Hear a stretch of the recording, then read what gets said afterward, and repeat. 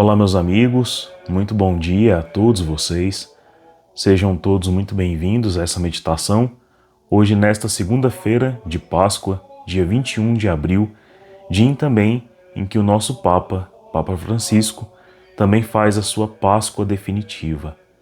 E de uma maneira muito misericordiosa, muito cuidada por Deus, o Santo Padre se despede em uma ocasião que também tem tudo a ver com o seu papado, com a sua missão na igreja durante todo esse período de papado, né? Então, temos que nos recordar que em 2013, um dos seus primeiros atos como Papa foi a Jornada Mundial da Juventude, tendo sede aqui no nosso país, no Rio de Janeiro. Naquele ano, em 2013, o Papa Francisco explicava de maneira muito pormenorizada o que Jesus o chamava a viver e pedia para que fôssemos uma igreja em saída, ou seja, que exercêssemos misericórdia, que fôssemos ao encontro principalmente daquelas almas que estão na periferia da fé, que esqueceram de confiar na misericórdia de nosso Senhor. Vocês se lembram disso? Eu me recordo muito bem, porque estava lá eu também, nas areias de Copacabana, aqui no nosso país, ali na praia, uma ocasião que me recordava muito o evangelho no qual Jesus chamava os apóstolos diante de uma pescaria. E ao final daquela missa de vigília, o Papa pedia para que fôssemos esses pescadores, não de peixes, mas de homens. E, de fato, durante todo o seu papado, 3 anos também, após isso, ele proclama, por exemplo, o Ano da Misericórdia, Esse ano que foi tão providencial para nós realmente conhecermos como a misericórdia de Deus deseja alcançar os homens que ainda estão incrédulos, entorpecidos pelos prazeres ou por uma vida completamente dissociada da graça, E por isso padecem no corpo, na mente, na alma. Então, durante todo o papado do Papa Francisco, ele nos salientava sobre isso, sobre a necessidade de confiarmos em Jesus, de voltarmos o nosso coração para Ele, de anunciarmos mais a misericórdia, como também foi o objetivo de São João Paulo II e de Santa Faustina. E não aquela misericórdia da qual a gente abusa, da qual a gente recorre o tempo inteiro sem desejo de se converter. Não, mas aquela misericórdia que de fato reconhece o coração de Deus e percebe ali um chamado para uma vida santa, para uma vida nova, para uma vida de conversão, para uma vida entregue às virtudes, para uma vida sacramental, assídua, E ele nos dava também muito o princípio para preservarmos a família, preservarmos os idosos, para preservarmos também a vida desde o seu princípio, Então, ele foi essa voz que clamou durante todo o seu papado a proteção, da vida e o fim do aborto, Tanto nos países que já o têm, como a preservação da proibição do aborto nos países que ainda não têm isso em sua legislação. E vejam só quando o Senhor o chama para a Páscoa definitiva, para estar no seu reino, justamente na semana em que meditamos a misericórdia do Senhor. E aqui estamos, desde sexta-feira, rezando, clamando pela misericórdia do Senhor. E cada dia entregamos a Jesus um grupo diferente de almas, Então, ontem pedimos por aqueles que têm piedade, que rezam, que confiam e esperam na misericórdia. No primeiro dia, rezamos pelos pecadores, Pelas almas que mais pecam, mais se afastam de Deus. Então, a cada dia, apresentamos ao Senhor um grupo diferente de almas que precisam, podem, alcançar de nosso Senhor Jesus a misericórdia.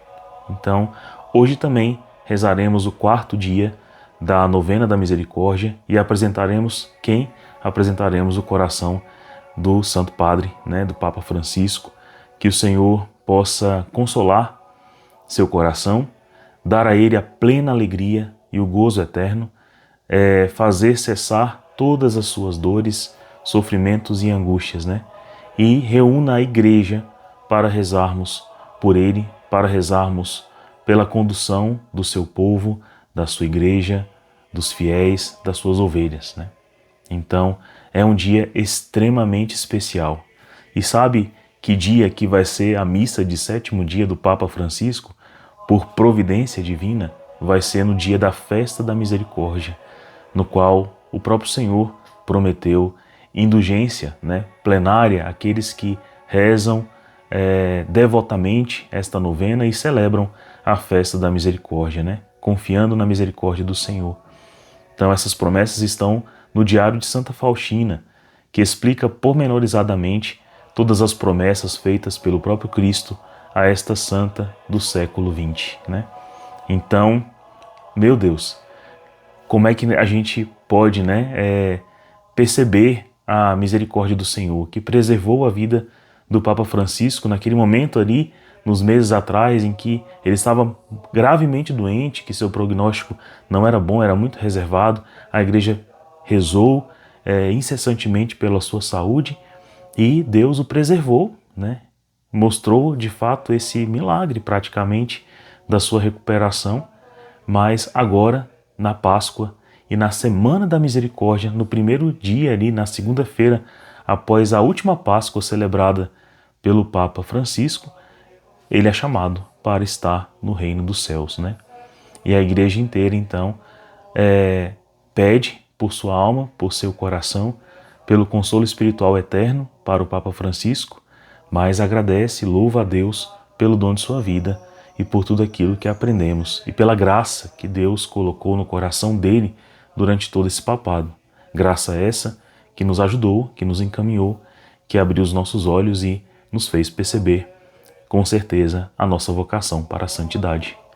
Então, hoje dedicamos a novena da misericórdia a isso, Em preces, mas também em louvor e em ação de graça, por todo o bem que Deus, durante todo esse papado, desde 2013, colocou no coração da igreja. Peçamos então à Virgem Maria e a São José e ao Espírito Santo que nos conduzam na oração de hoje. Estamos reunidos em nome do Pai, do Filho e do Espírito Santo. Amém. Senhor Jesus, acolhei as preces do nosso coração. Nós te rendemos graças por todo o bem que tens realizado em nossa vida, por todo o bem que realiza a igreja, as famílias. Ao coração do Santo Padre pedimos que o Senhor dê conforto, consolo espiritual eterno. Te pedimos também, Senhor Jesus, pelas almas agonizantes, pelos fiéis que estão na periferia da existência, do amor, da misericórdia, pelos pecadores mais empedernidos, por aqueles, Senhor Jesus, que ainda não conhecem o Teu coração, por aqueles que a Tua misericórdia pode hoje alcançar e libertar. Te pedimos, Senhor Jesus, por todas as vocações na igreja, por todo o mundo, por toda a igreja. Te pedimos, Senhor Jesus, que o nosso coração conheça a maravilha que é estar em comunhão contigo, na Tua presença, e a maravilha que é vos servir. Dai-nos essa graça por intercessão da Virgem Maria Santíssima.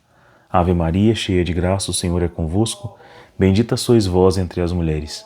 Bendito é o fruto do vosso ventre, Jesus. Santa Maria, Mãe de Deus, rogai por nós, pecadores, agora e na hora de nossa morte. Amém.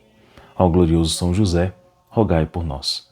Permaneceremos reunidos em nome do Pai, e do Filho, e do Espírito Santo. Amém.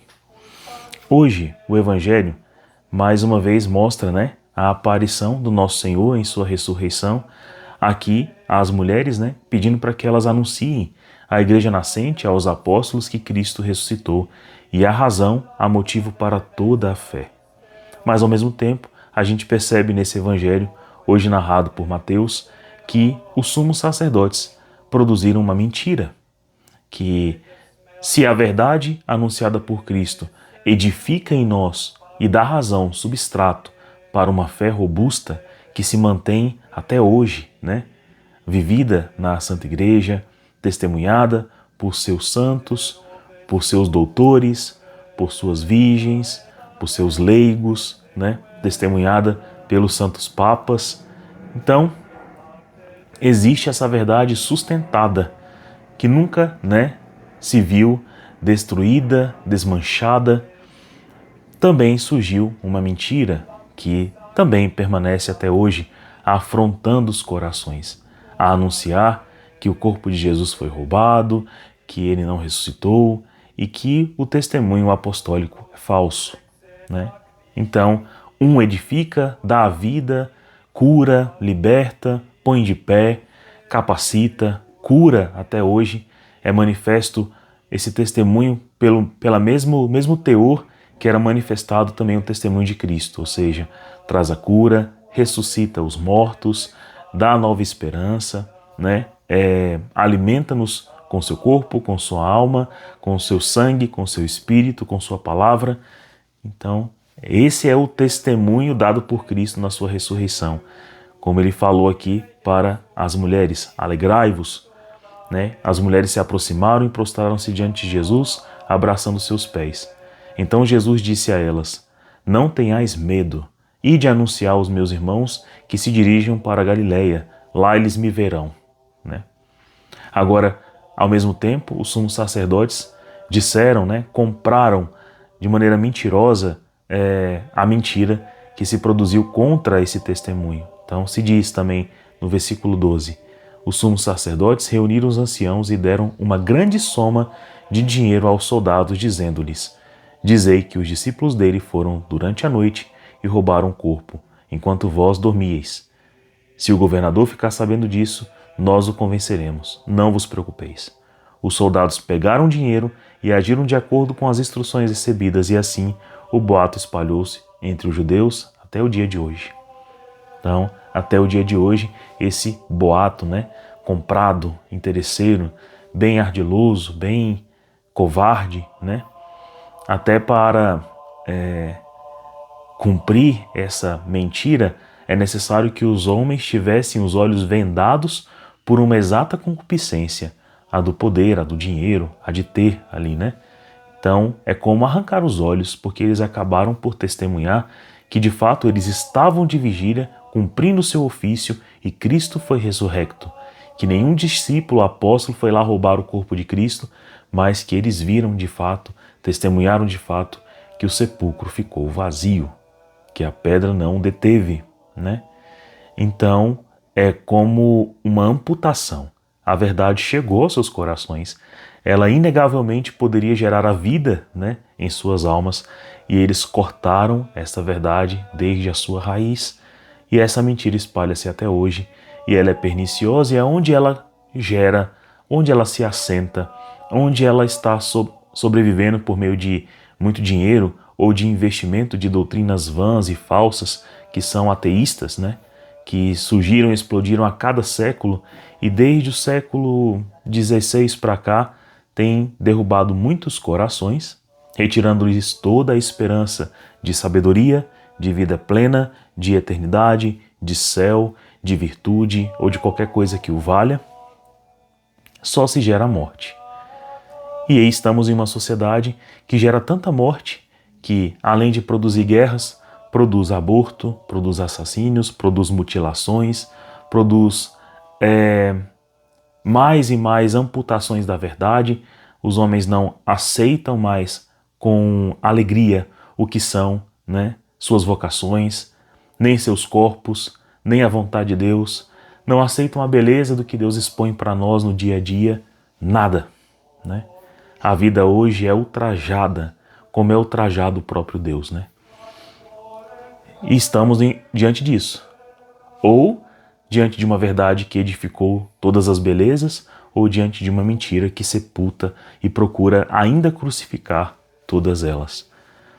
E é diante disso que hoje nos despedimos do Santo Padre, este que quis anunciar ao mundo a verdade da ressurreição, da Páscoa, né?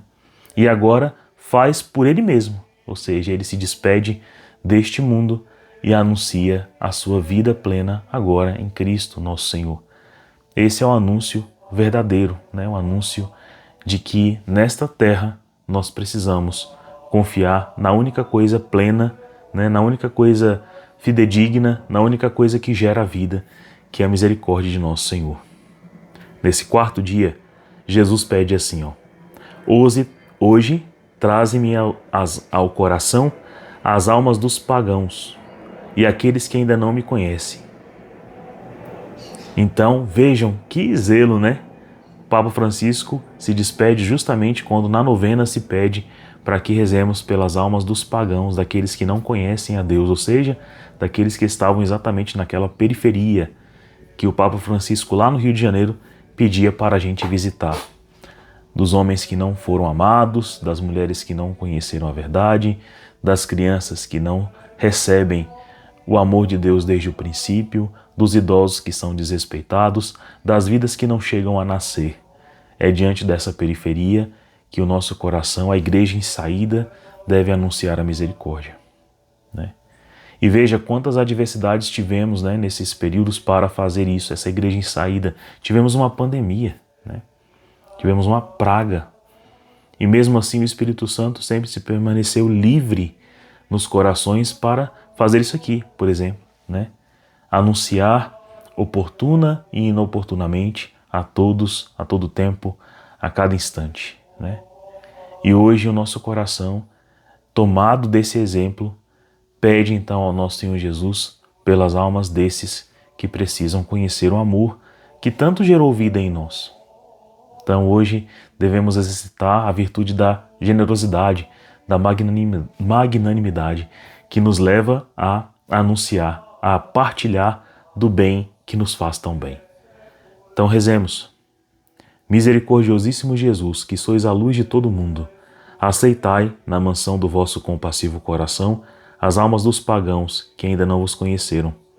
Que os raios da vossa graça os iluminem, para que todos eles, juntamente conosco, glorifiquem as maravilhas da vossa misericórdia, e não os deixeis sair da mansão do vosso compassivo coração.